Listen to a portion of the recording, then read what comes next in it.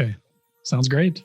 Well, everyone, welcome back to a very exciting episode of the Storybox today. I'm delighted to welcome a good friend of mine. We've had several conversations before actually doing this interview, Derrick Kinney. Now, for those of you that don't know who Derrick is, he is the host of the ever popular and very interesting podcast called The Good Money Podcast. Go and check it out. He's had guests on there like some Storybox alumni such as Bob Goff, including Matthew McConaughey too. Love that interview with Matthew McConaughey. You've been featured in Forbes. You have a history in finance as well.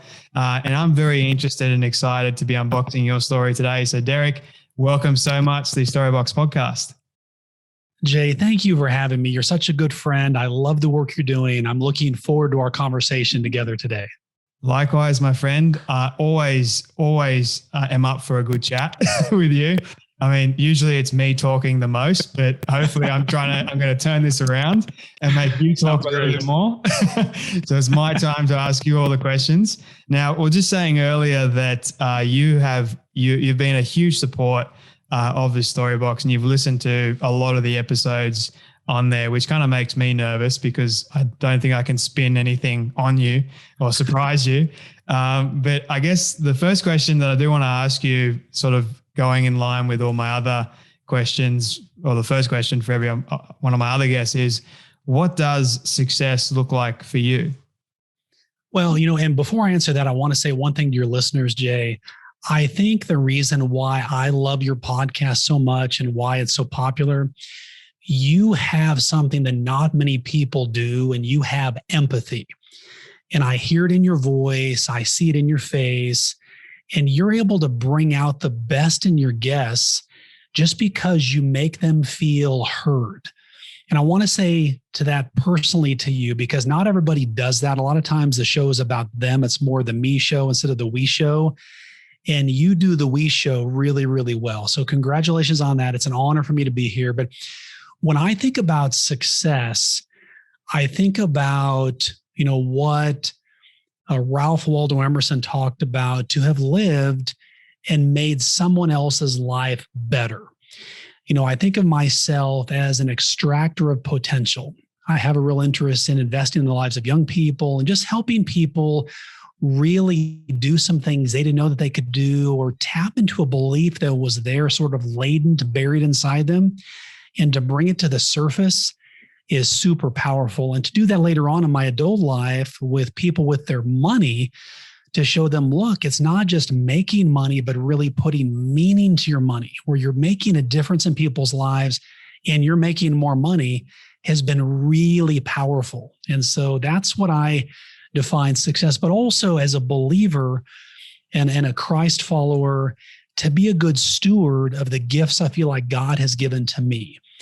And also to raise children that will surpass anything that I've ever done. To be a cheerleader for them, to be waving my pom-poms on the sideline every day of their lives, to see them accomplish the dreams inside of them, not my dreams for them, but their dreams.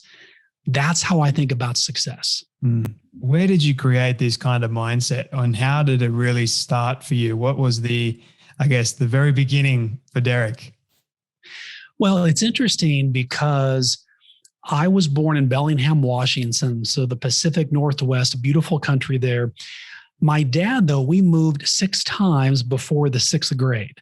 Wow. So he was a metallurgical engineer. He would either lose a job, take a new job, get transferred. So I find myself then in Arlington, Texas in the 6th grade. No friends, starting over again. So I felt like I was sort of behind the curve already. Some of those students had been at the same elementary school all 6 years and known people and so forth.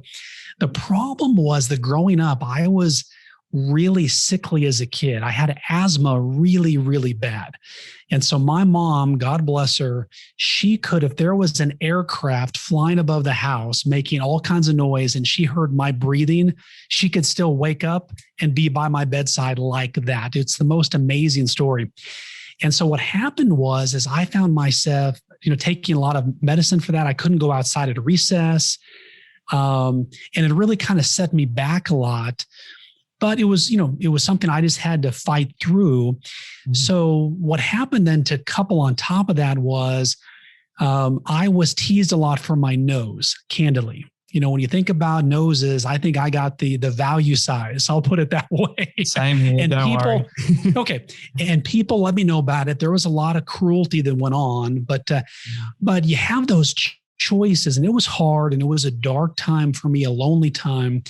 And my mom gave me a book, and it was by a woman named Judy Zarifa, a book called Go For It. And there was a chapter in the book about how to be popular.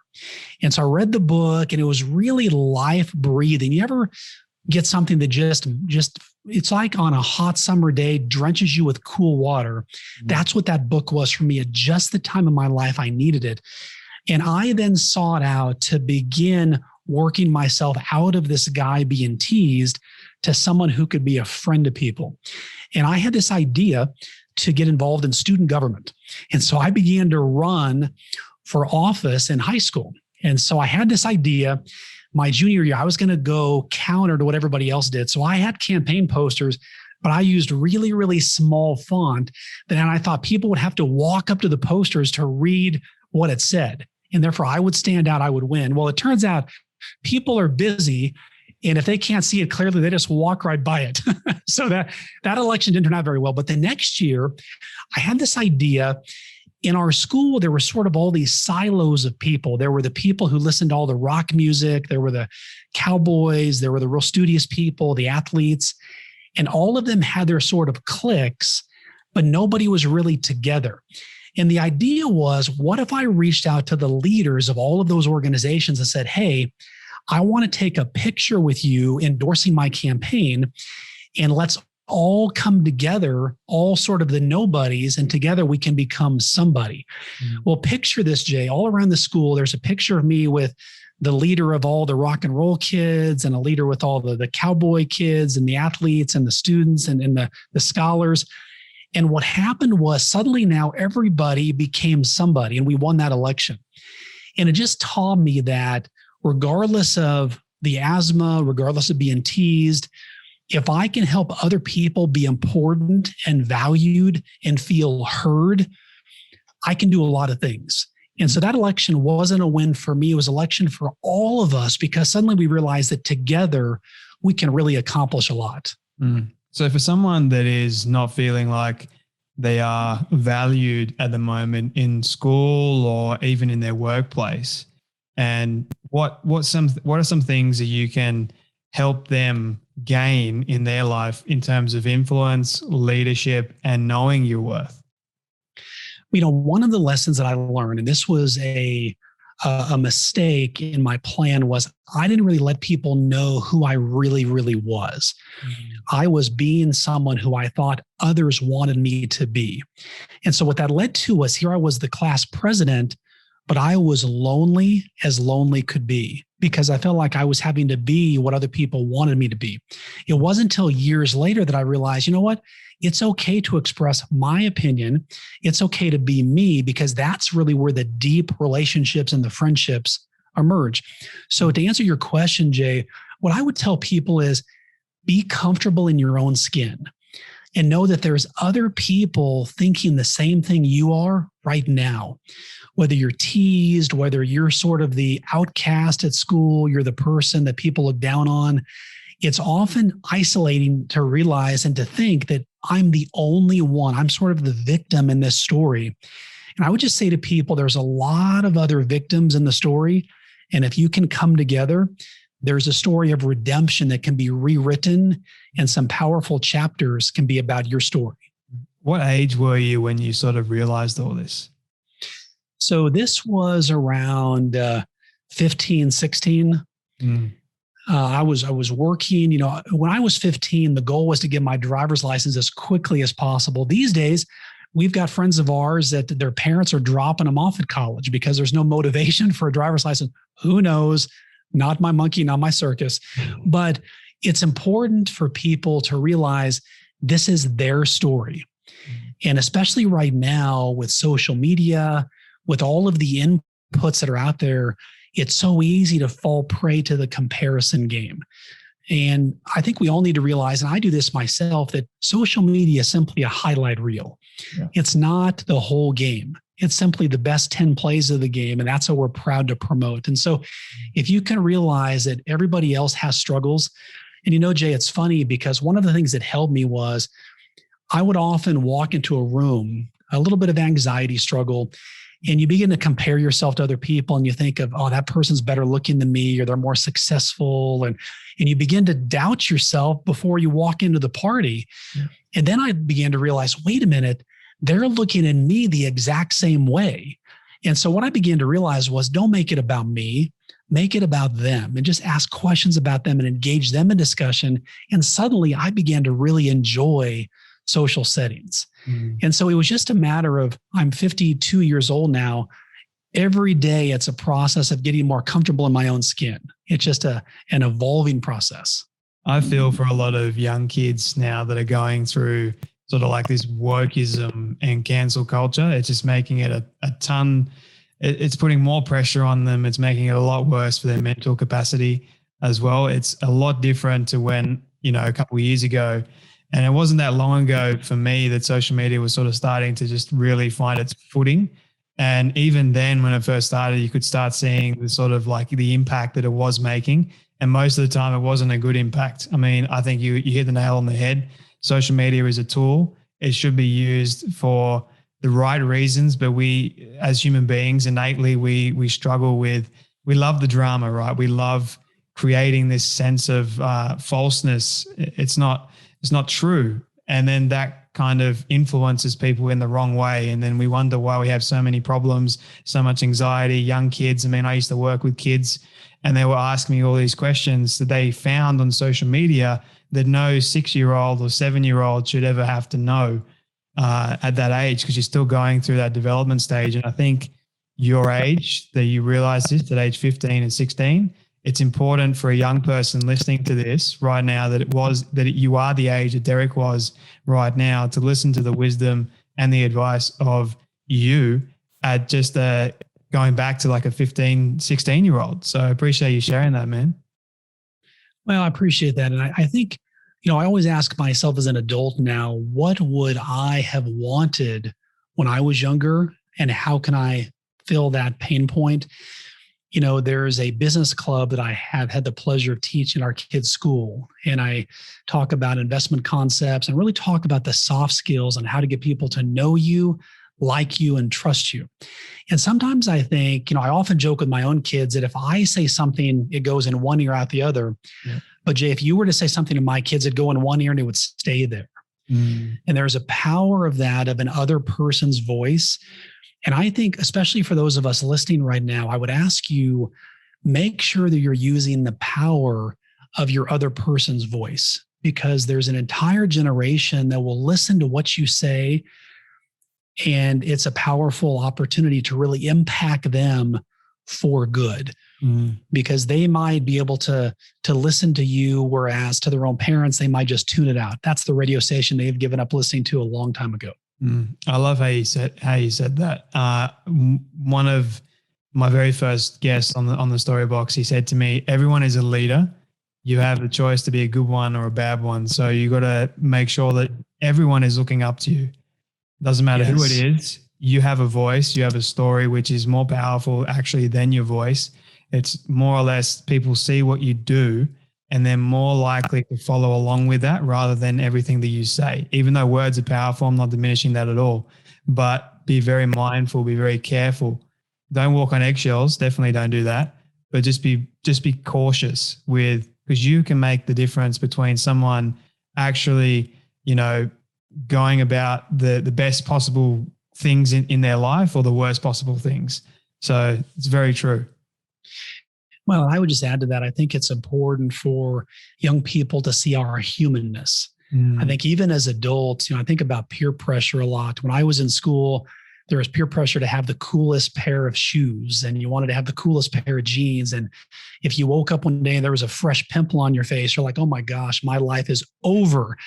And all that stuff, so much peer pressure. Then I thought as adults it would end Well, now it just got more expensive. Now the peer pressure is what type of house do they have? What type of car do they drive?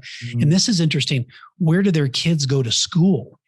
All of those things then cause people to buy things they don't need, to, in most cases, impress people who don't even care. Yeah. And all of that can be very detrimental for our kids to see this treadmill that we put ourselves on of the comparison game. I just think right now, with coming out of COVID, it's like a big reset button that all of us have this chance to keep pressing to say, you know what, it's time to be me, and it's okay to be me. And it's really good to be me because there's only one of me. And I want to make this the best me that I can be. You're special. You're unique. You should own that and value that. And thank you for sharing that, Derrick. I want to sort of move the conversation a little bit more towards the career progression that you sort of made in your life. So what did you want to be when you grew up after you left school? You know, I always had an interest in politics. I wanted to own my own business. And growing up, I just enjoyed making money. It's funny because I did all kinds of things to make a little bit of money around the house. I went around the neighborhood and cleaned driveways for money, you know, oil stains and dirt, those kind of things. Then I had this idea to inspect my parents' bikes and my sister's bike and bikes around. So I made up this little 1-page bike inspection sheet, you know, check the chain and the seat and the handlebars, all this stuff. And then the idea was to make a little bit of money. And I made this amortization chart. I put it on the back of my closet. So if I could talk my parents into borrowing, say, $5 from me, they have to pay me back, you know, $5.10 for interest. So I think I've always had an interest in money. Now, so fast forward to college, my dad always told me, just get your degree. It's a stepping stone for things yet to come. So I had an interest in communication. So my degree is actually in communication. I took one business class in college. And when I graduated with a communication degree, I thought I'd be welcomed with open arms into the job force. And all that was available working for like a nonprofit or some obscure companies. So I took a job at a software company locally, sort of oversold myself a bit. But when I got there, you know, I was sort of a kind of a suit and tie kind of guy, kind of dressed up a little bit. Well, at this office, Jay, these guys wore shorts and T-shirts. They brought their dogs to work. This was a tech firm that I was the one non-techie working at. I'm the marketing guy. And what happened was, this was my first job out of college, and this was a small business. And so I encountered it pretty quickly when my first paycheck bounced about 2 months into the job. Wow. And I was like, oh my gosh. So literally, I wrote my tithing check to the church, and the church calls, hey, Derrick, I hate to tell you this, but your check bounced. I mean, nothing worse than bouncing a check to the church, for goodness sakes. Well, what happened, I thought I did something wrong and misstubbed my checking account. Turned out it was the boss didn't have enough money in the account to actually cash the check. So that was number one. Then this had to be 3 months later. And this became more common on a Friday at 5:00. I had plans with my wife. We were going to do something for the weekend. My boss emails us, hey, tomorrow's a work day. Need everybody here all day on Saturday. We're like, what? So that blew that plan out. And then the paychecks bounced again. And I realized, okay. And so what happened here, Jay, was, and I thought about my dad, and I'll tell you why. My dad always had aspirations to make more money, have his own business, but there was fear. There was fear that he had inside of him that prevented him from doing it. He would talk to me about it all the time, about doing it. He just wasn't able to do it, if that makes a lot of sense. Yeah. And so I reached this fork in the road one day, and I realized, oh my goodness, this was the moment that my dad chose the other path, because I realized I needed to have my own business. And so what I began to do was, I always loved finance. I began to study on my own to get my financial planning licenses. Mm-hmm. So I would go to Dallas on Thursdays, drive back on the weekends, study. So it took about 6 months, but I eventually was able to leave my job and actually go and start a financial planning business. So I was told, Derrick, you're not going to make it. You have no cash reserves. You have no business knowledge. You have no contacts. But it's that proverbial burning your ships, where, look, I have no option. I'm going to bet on myself. I'm going to give the wheel a spin, and I'm going to keep spinning until I win. And there were people to this day that I use as motivation that said, Derrick, you're not going to make it. And I would never tell them that, but I want to make sure that I never tell someone else that, because the wrong person could receive that the wrong way, and they could become the dream squisher for that person. And I'm very thankful that people then came alongside me and said, hey, you can do this. There's something interesting that you mentioned there about how your dad had fear towards making more money. And my two questions coming from that is, so why did your dad have the fear in the first place? Or where does the fear actually come from? And did you have any fear as well? And why do you think, is 4 questions actually, why do you think you didn't have that fear, or did you? This is like a presidential news conference. I've got to remember all the questions at one time and answer them sequentially. Sorry, man. Oh, it's great. It's great. So in terms of my dad would always tell me, nothing ventured, nothing gained. And when I played football as a kid, he would send me articles about other running backs that faced adversity. So he had a positive mindset. He just couldn't take the risk, is what it was, Jay. It was that 4-letter word that holds so many people back. It was the risk. Could he do it with a family? What would it mean? And so that's what led him not to do it. And it really led him into a series of jobs that he was good at and he basically tolerated, but it wasn't life-breathing to him. So then to me, seeing that, and I didn't really appreciate that until I was older, and I could really understand, because I appreciated mom and dad and the upbringing they gave me, but I realized, okay, if I don't choose this now, that's the path I'm going to be on. And I simply couldn't do that. I couldn't do that for my wife, for my future family. So did I have sleepless nights? Yes. But what I found was there was this internal belief, Jay, that I was able to go back to because I had taken risk earlier in my life. I had been teased before. I had been called names before. I had worked at a young age. I had gone through a couple of student elections and those kind of things, and faced some rejection, faced some hardship just on a minor level. But it gave me the perspective that if I was going to do this, now was the time to do it. And what I realized was the risk was actually low once I thought about it. If I didn't do well in this new career, I could go back and start something else or go back and get reemployed. You know, the stakes weren't that high for me at that point. But when I was told you didn't have enough cash reserves, you weren't going to make it, I was told early on by a mentor that just face adversity and begin to embrace adversity and expect it. And the more you expect it, you're not going to get derailed. There's a couple that my wife and I knew. I'll shift gears a bit. In our Sunday school class, when we first got married, and once a month we'd meet together and we talk about the usual young couple things. We're not making any money. Our kids aren't sleeping. The bills are too much. And this one couple I remember would always talk about there was always a problem. There was always a cloud of just dog doo-doo over their head all the time. And they would always say one thing, Jay. They'd say, once we get past this, then it's going to get better. Well, then a month would go by and another problem would come up. And they'd say, once we get past this. And the problem with them was they realized they were always thinking it was always going to get better and not embracing the fact that that's just part of life. I mean, we know that psychologists tell us that the average person has 2 to 3 crises per year, interrupted by the occasional emergency. So what that means is our lives are either going into crisis or out of crisis all the time. That's just called life, which is another 4-letter word. And once we embrace that concept, it made life a whole lot easier for me, not because of what was happening, but because how I chose to see it. The roller coaster ride of life, right? Well said. You can go up a little bit, then you go straight down, and then you go the quick turns, left, right, all the jagged edges, everything is the fun of it. So I say, strap yourself in and enjoy the ride. That's right. Strap it in tight. Oh, very tight. So I'm curious about, is it wise to, because you mentioned taking risks and thinking about the risk, is it wise to actually think too much about the risk because that can lead to, in my opinion, that can lead to overthinking it and then more fear of actually stopping us from actually doing it in the first place. Right.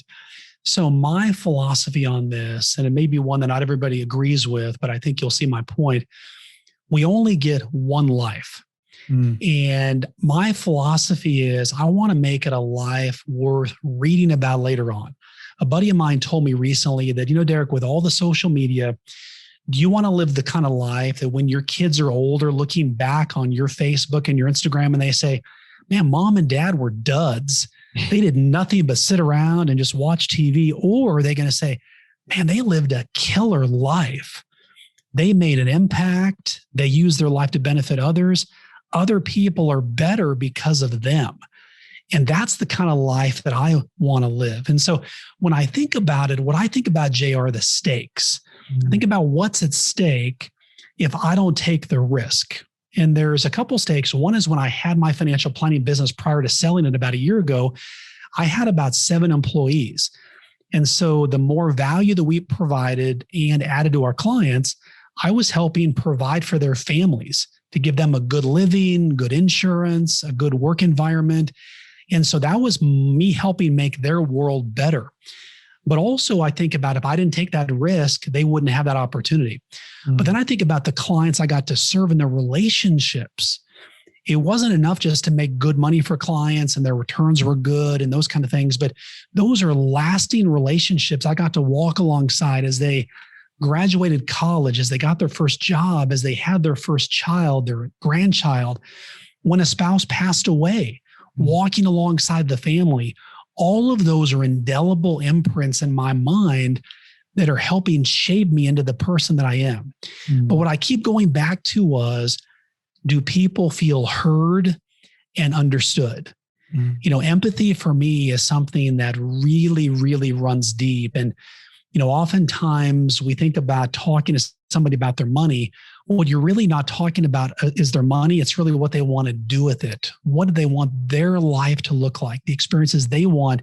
How do they want to make a meaningful difference? I was just simply the guide or a tool to help them achieve what it is was in the depths of their heart.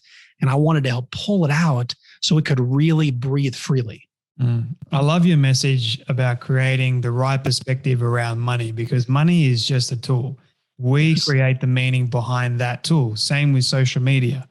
And I think we've been indoctrinated to think that more money is a bad thing, especially in Christian circles, I find.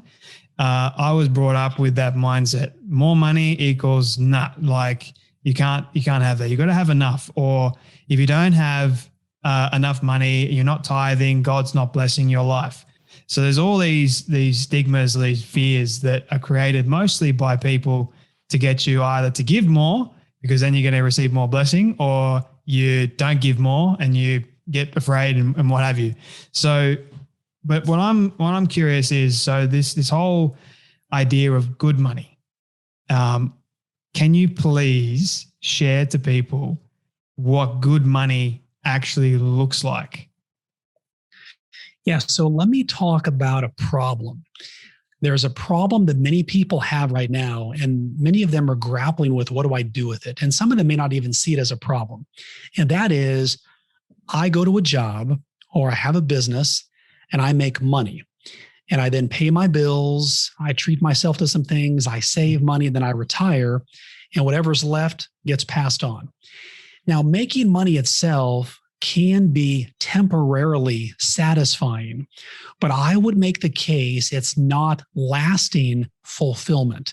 In other words, when you lay your head on your pillow at night, do you lay there thinking, wow, we increased sales a lot today, I've got a lot of money in the bank account? Or do you think about, man, we helped educate some kids today. We stopped child sex trafficking today. We helped put a dent in poverty today. We brought some right to the wrongs of the world today. That to me epitomizes the life worth living. So let me go back a bit, Jay. I built a financial planning practice over 25 years. And we went through ups and downs in the market. Clients did very, very well. Some clients, as things ebbed and flowed. But one of the things I saw was missing was the concept of meaning. And people would ask about, Derrick, we're doing well financially, but is there more? is there more to life? Now, not everybody says that. Some people listening feel like they're barely making ends meet. And so I can empathize with their situation and everywhere in between. And what led to that was a model of what I called a good money framework. Mm-hmm. And step one of that is what's called the generosity purpose.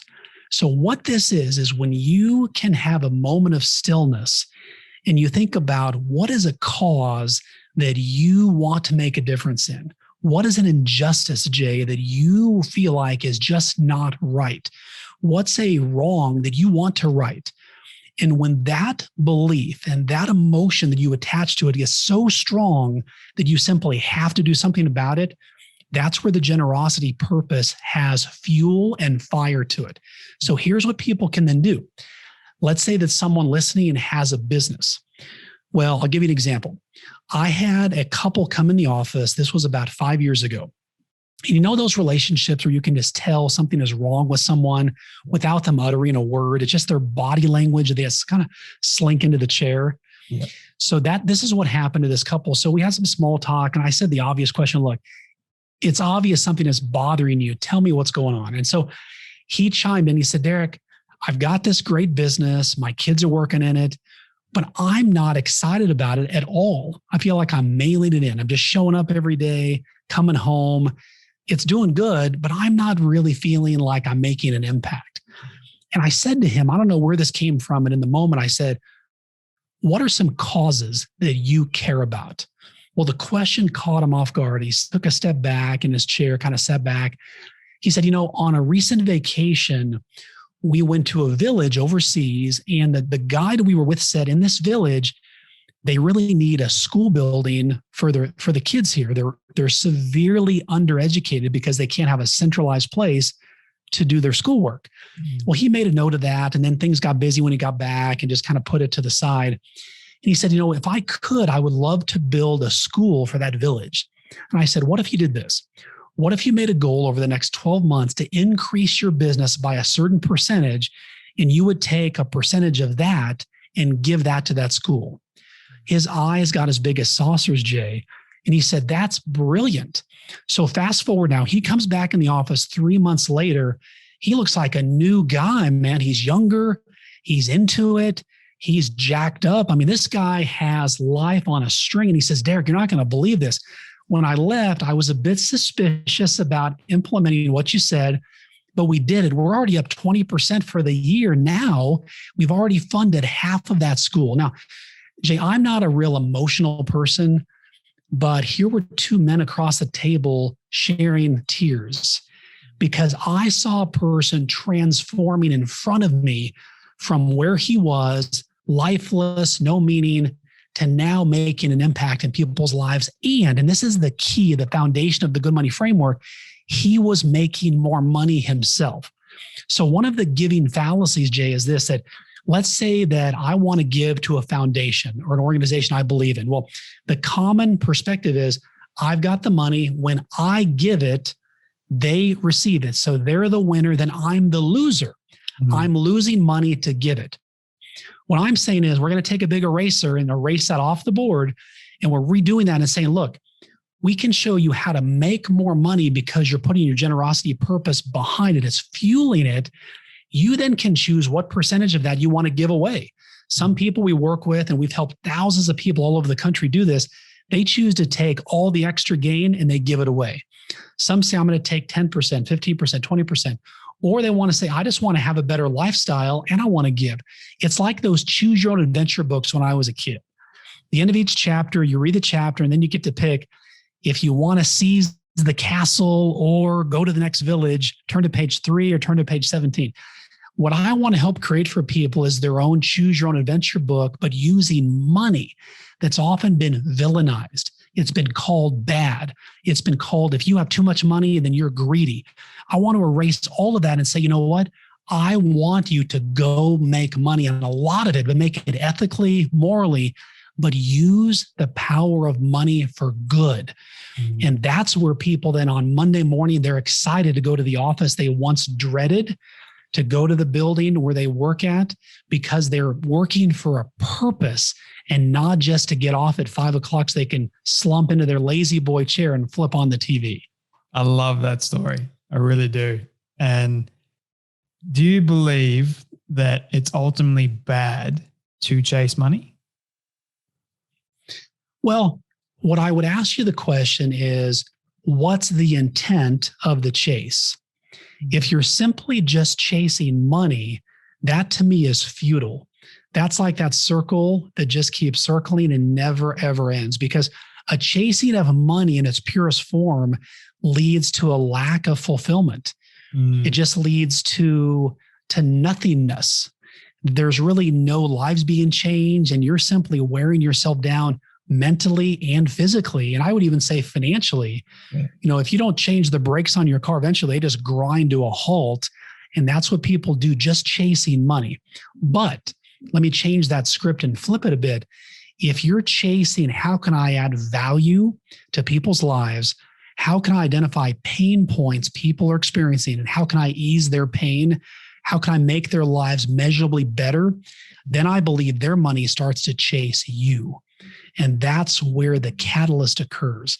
It's all our perspective on it. And what I'm talking about with the good money framework is we want to add so much value to people's lives, and then add in there, here's why we do it. Here's the fuel behind our product or services. The more that we help people improve their lives, you're helping play a bigger part in helping make the lives of people who may be hurting, downtrodden, hungry, whatever their issue is, you're playing a bigger part in that. And what I find is, and this is what business owners love about this, Jay, people will often pay more because of the intangible value they're getting.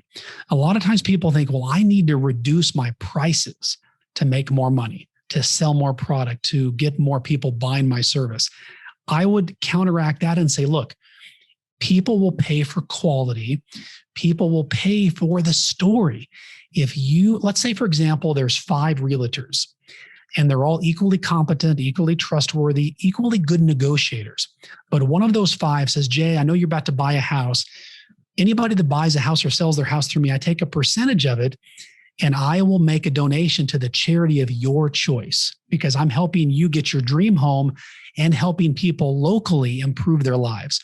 All things being equal, which realtor would you pick? I mean, you pick the one that wanted to give something back to the community. And so what that does is it also ends the commoditization of people's businesses. People always try to compete on price. They compete on who has the slickest marketing flyer. They compete on, and people can buy a house from anybody, but they can only buy a house from one person who says, I want to make everybody else's lives better as well. Now, they may make a little bit less in commission now, but we're in the long game. They're thinking about a customer relationship that lasts well past this house. This is the second house and the third house, and their kids and their friends who all say, man, this person was a great person to work with, but he's also helping make our community better. And that's where we tie in money with meaning and profit with purpose and passion. I needed to hear all that. So thank you for sharing it, because I always say to people, look, my heart's not in chasing money, and I know the money's going to come eventually. I am focused on serving people. I'm focused on building, doing all that sort of stuff. And then I pray. Like my mum and I were having a conversation the other day actually about this. She was saying, I don't know if you've noticed, Jay, but we have struggled financially all your life. Like it hasn't stopped, hasn't eased. And we have worked our absolute butts off to get out of debt financially. And I've made plans, and more recently now I've sort of started focusing my perspective around the right forms of earning money and trying to get myself out of my parents' debt. And because I don't love money. I have money. I only use the amount that I need. I'm perfectly comfortable. I love serving others. So yes, that for me is more important. I just want to take care of my parents first and foremost. I want to, once they're comfortable and set up, then I don't care how much money comes in or makes. I want to have enough that is obviously comfortable, and, I don't have to worry about, I think that's like the dream for a lot of people. And I've always been curious about the steps to actually get there, like, because I'm still young and I want to sort of be able to provide that while I'm still young and healthy. So there's a good money framework help to provide, because I know there's a couple of people that are probably listening to this that are around the same sort of situation. So there's a good money framework help provide people the tools and the strategies to get themselves out of that sort of stuckness, I guess, for lack of a better word. I love that word, that stuckness. I love that. I may start to use that myself. You know what's interesting is I worked with clients for 25 years, helping them achieve their goals and working through a strategy and a game plan. What I realized was it's all about the starting point. You know, if you're going to watch the Indianapolis 500, there's a starting point that all the cars agree to, and they go around. If all the cars start at different spots, it would be really, really confusing. And what the good money framework does is it reshuffles the starting point. Mm-hmm. And it says, instead of most people starting off with, look, I just want to make money. I want to get out of debt. I want to be closer to my grandkids. Those are great goals. And I will not knock those goals at all. They're very meaningful goals. But when push comes to shove, when life gets hard, when you're at the end of your life and you're looking back thinking, wow, what I wish I would have done, it goes back to that generosity purpose.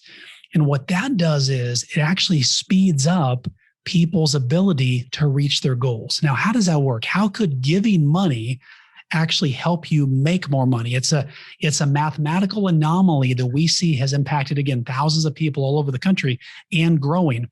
And it's because you get focused. There is a determination. Let me give you an example, Jay. We've had a situation when my son was young. He was in a very tragic accident, and we didn't know what was going to happen for a couple hours. And in that moment, I got really, really clear. Anything extraneous was pushed out of my mind. I was laser focused. It was all hands on deck. I wanted to do everything I could to help provide for my son. Mm-hmm. And I give that visual because so much of our life, we're simply floating through distraction. Yeah. There's ads on the highway, there's social media, we simply go from checkpoint to checkpoint, and we never really take time to press our own personal pause button to focus on what's important to us. And what I'm saying, I want the listeners to hear it very clearly. All of you listening have a pain point that you want to solve, whether it's something you experienced as a kid, you may be experiencing it right now, that you'd say to yourself, if I had all the money in the world, here's what I would do. What would you give it to? What ills would you want to make right? And that's the starting point there. And then you begin to say, as I pay off this debt, I'm going to give a percentage of my money to whatever that cause is. It may be, for some of our listeners, the church. It may be this organization, this cause, whatever it is. But that's the starting point, because then you're making incremental impact along the way.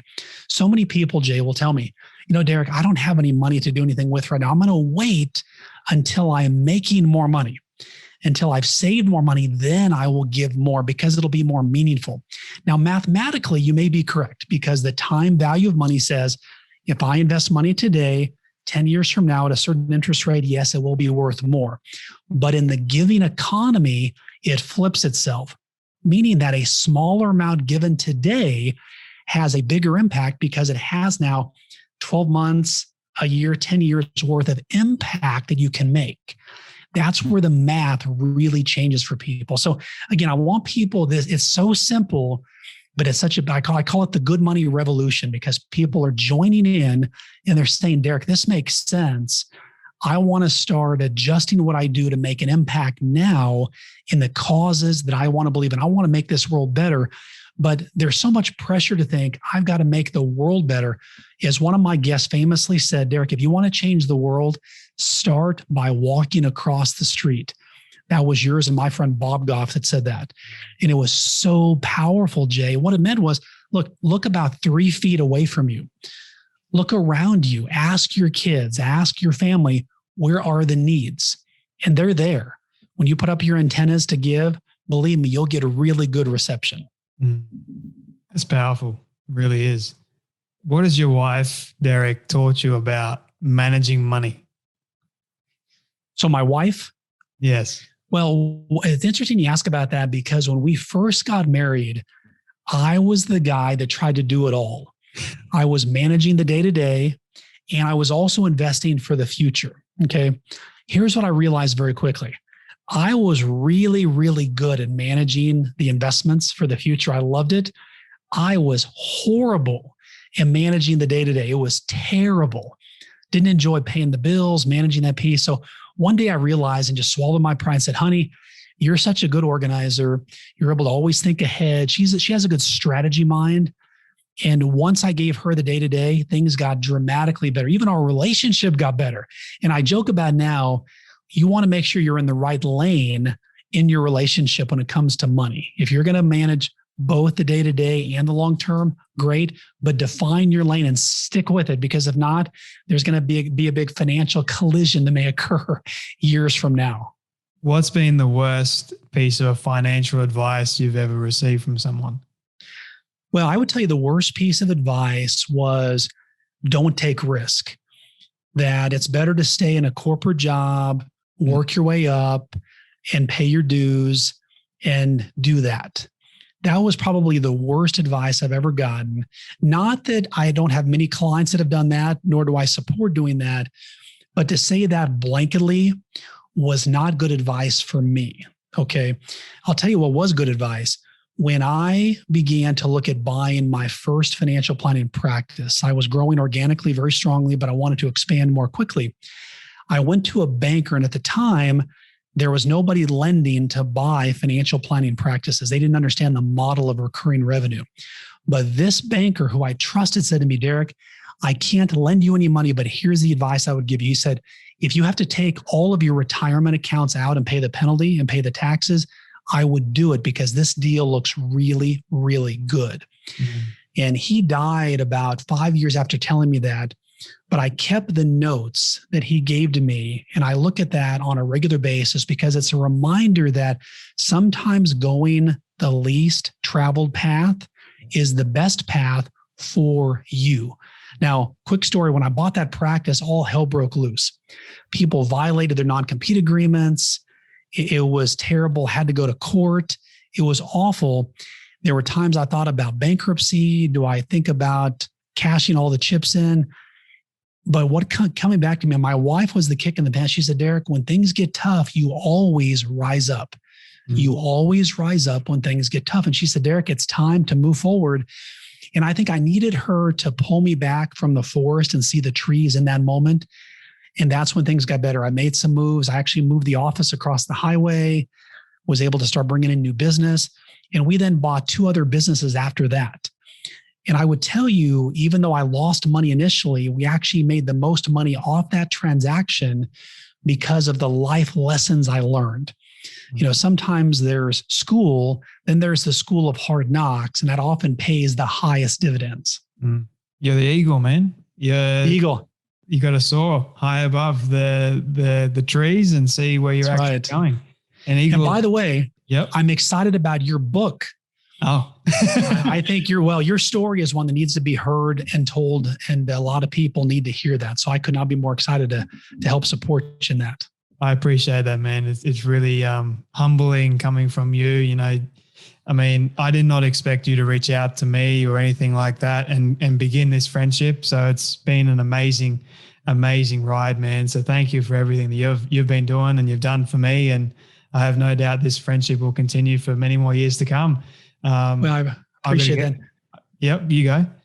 Well, one thing I was going to tell you, and this is a lesson I learned recently, was oftentimes, I'm 52 years old, there's this perception that the older person has the wisdom, and wisdom only goes south. Okay. So I'm having coffee with a friend, and he begins to give me, he's half my age, and I begin to get some ideas from him, and a voice inside me says, Derrick, you need to listen to what he's telling you. And what I realized was wisdom goes north and south. It's a free flow. And the wisest people realize and receive that flow north and south. And even in you and I's relationship, to see how well you have done podcasting, bringing out the stories of people, I got to tell you straight up, it's inspiring to me. I know it's inspiring to your listeners, but I, as one person, am inspired by what you're doing, and it motivates me to keep doing it. So just so you know, what you're doing is not just pulling stories out, but you're also helping other people create new stories in themselves, which is really good. Thank you for that, man. And you're right. I totally agree with the wisdom factor. I think society has created this persona around age, like a young person can't be wise because they haven't lived enough life yet. Experience has taught me the complete opposite. And someone said to me the other day, God will actually make you live a number of lives, a number of years in 1 year. So be prepared for it. And like in my life, especially because I'm still quite young and I don't know everything. I don't claim to know everything. I'm still learning. And I think that is the joy of life, because when we stop learning, we stop living, we stop growing. And then what's the purpose of life then? It's just we cease to really be human when that happens, and all kinds of problems come our way as a result. So I love listening to old people, but I also have an open heart and mind for young people too, because sometimes I've been literally shocked and shaken to my core from what a young person has told me. So, I always laugh when I hear people actually say to me, your age goes against you. And I'm like, no. I mean, in real estate, we were taught to turn a negative into a positive straight away.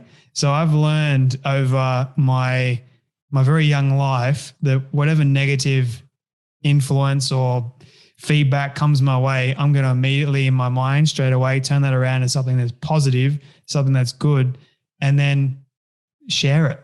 It's not a bad thing to share it, So that's where my perspective is at the moment. What I think about too, Jay, is a concept I call the people portfolio. We think about investments, we think about investing in stocks and bonds and mutual funds and Bitcoin. I mean, whatever the investment of choice may be. And those are the investments that grow when people know. But part of an important investing strategy is the people portfolio. Who will you choose to invest in?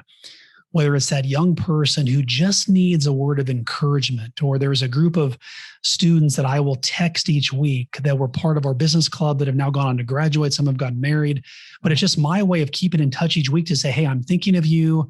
Here's a word of encouragement. It may be taking somebody to lunch just to say, hey, let me hear about your idea. Or, a story I would tell you, there was a woman that we know that had a musical gift and wanted to produce a CD so she could then do camps around the country. And she just needed a couple $100, but that was all that stood between her and fulfilling her dream. And so my wife and I just got some money to her anonymously, and we forgot about it. And then the CD comes out, in the cover it says, and whoever gave me this anonymous money, know that you helped me start my dream and impact the lives of many, many people.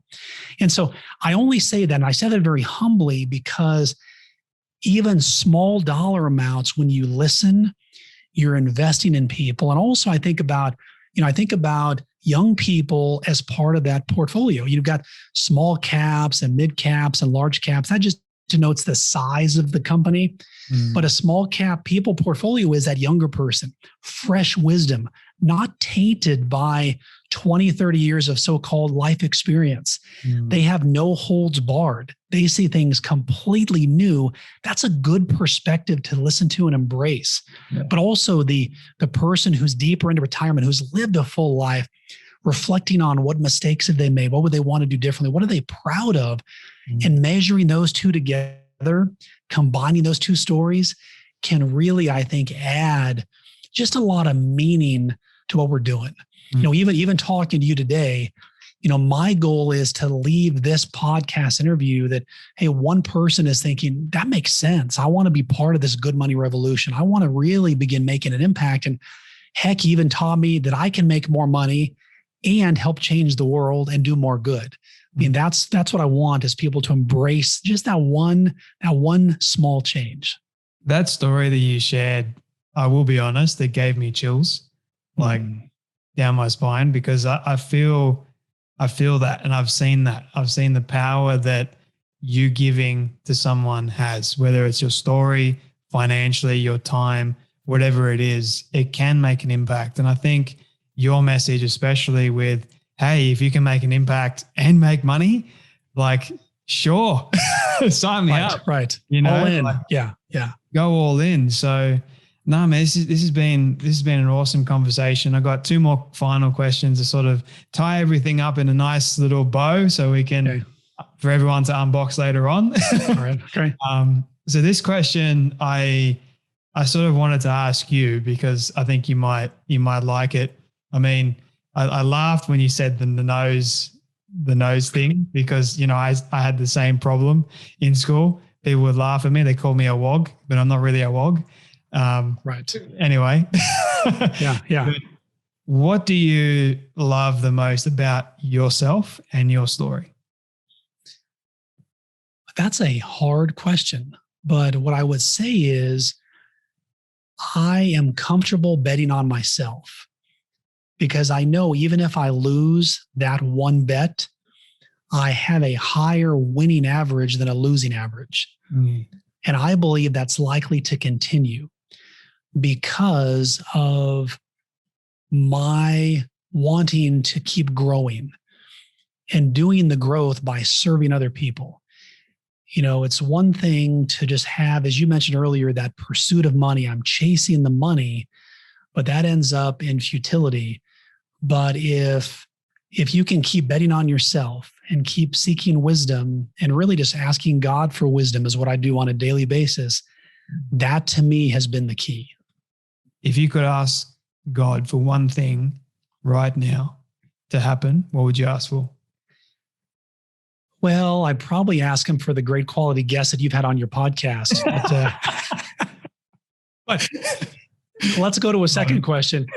You know, it's funny because growing up, wisdom for me was always something I've always sought after. You know, there's a story in the Bible about you can ask for anything you want, riches or wisdom, and he asks for wisdom. Solomon does. That's what I want. You know, because a great name, as the Bible says, is better than great riches. And if I can be respected by the people who I respect, and I can make a difference, and even one person's life, they breathed easier because I've lived, that to me is a life well lived. Is anything missing currently in your life? No, I mean, I feel like from where my goals are, I'm right in line. Mm. But my life, Jay, is never, ever complete. You know, I never am completely content. And I don't say that in a negative way because I like to keep driving. You know, when I sold this company, people ask, Derrick, how's retirement? I say, no. It's simply rewirement is what has occurred. I like it. So I'm building another company, launching this brand, really taking the risk on myself again. Do I wish I had more time in the day to do it? Yes. But ultimately, no. I can't say there's anything that I'm not lacking, but I want to keep driving to make more people's lives better and for them to look back on their lives and say, I laid it all on the court. I gave it all and I made the impact that I could have. I don't want there to be any regrets. If I can help people remove regrets from their life, that to me makes my life even more worth living. I don't even know if I should ask you my final question, which is my all-time favorite question. That sort of like, to me, answered it, but okay, I'll ask it anyway, just because I'm curious to hear what you'll say. You've heard me ask this question a lot of times to many different guests. So you've had an opportunity to sort of digest the question, but it's a hypothetical one. But imagine with me for a moment that you've been able to reach the age of 100. All your friends and your family have decided to put together a film for you of everything you've ever said and everything you've ever done. Don't ask me how they got it all. We'll call it magic for the sake of argument. But they've been able to get it and show it to you on your 100th birthday. What do you want that film to say and to show about your life?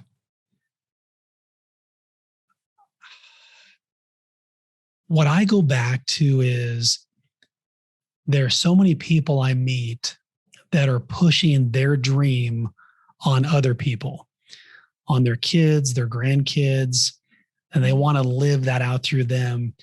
I want to look at my kids, my grandkids, whoever's in the room that day, and see that they have lived the life God gave for them to the fullest capacity. That as it was in my power, I was the best potential extractor for all those people. And for them to say, Dad, you either helped me or you just got out of the way. And all of that helped me achieve what I felt like was inside me to achieve. That to me is to have lived a full life. Just putting the bow right on the top of the box right there.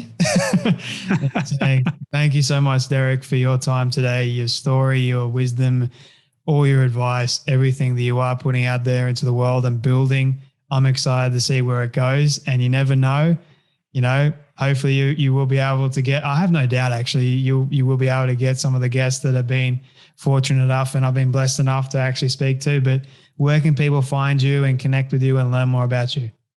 Yeah. So first of all, Jay, it has been a pleasure to be on your podcast. I have loved our conversation. And again, you teach me so much just about how you bring out the best in your guests. And that's doing your listeners a great service. So thank you. It's been a real honor for me to be with you today. You can reach me two places. First of all, on Instagram is a great way to follow us at Derrick T. Kinney, Derrick. The letter T is in Tom, Kinney, Kinney. And then also at goodmoneyframework.com is our website where we've got some downloadables. The Good Money Framework can be downloaded. Also some great value added material for people free of charge. We just want to help really reshape the discussion around money. And I think this will help get people started and help reshape the conversation they can have with those people they love. Derrick Kinney, thank you so much for coming on the Storybox podcast. Thank you, Jay. It's been great to be here. Thank you.